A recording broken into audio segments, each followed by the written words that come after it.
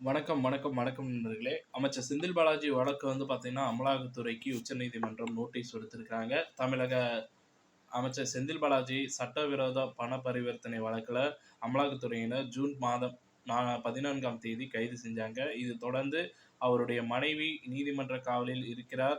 சிறையில் அடைக்க சென்னை முதன்மை அமர்வு வந்து பார்த்தீங்கன்னா, உத்தரவிட்டது. அதாவது அவருடைய மனைவி வந்து பார்த்தீங்கன்னா, ஆட்கொணர்வு மனு தொடுத்திருந்தாங்க. அதை தாண்டி நீதிமன்ற காவல் சிறையில வந்து பார்த்தீங்கன்னா, அடைக்க சென்னை முதன்மை அமர்வு நீதிபதி உத்தரவிட்டிருந்தாங்க.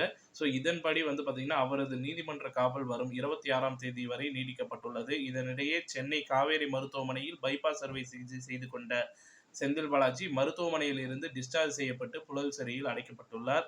இந்த நிலையில் செந்தில் பாலாஜி, அவரது மனைவி மேகலா ஆகியோர் தொடர்ந்த மேல்முறையீட்டு மனுக்கள் மீதான விசாரணை உச்சநீதிமன்ற நீதிபதிகள் போப்பண்ணா, சுந்தரேஷ் ஆகியோர் அடங்கிய அமர்வு முன் இன்று நடந்தது.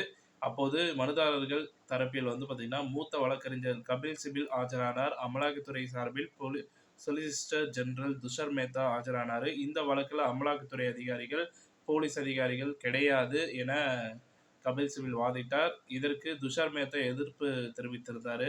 இருதரப்பு வாதங்களையும் கேட்ட நீதிபதிகள் அமலாக்கத்துறைக்கு நோட்டீஸ் அனுப்ப உத்தரவு பிறப்பிக்கப்பட்டு, அதன் பின்னர் வந்து பார்த்தீங்கன்னா, இந்த வழக்க வந்து 26ஆம் தேதி வந்து நாங்க ஒத்திவைக்கிறோம் அப்படின்ற மாரி சொல்லி தள்ளி வச்சுட்டாங்க.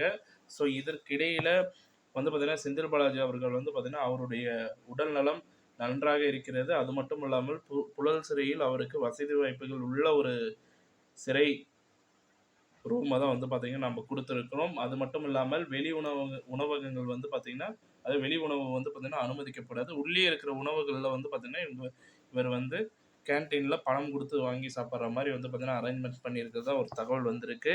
ஸோ, இப்பொழுது ஆரோக்கியமாக இருக்கிறார் செந்தில் பாலாஜி அவர்கள். பொறுத்திருந்து பார்ப்போம்.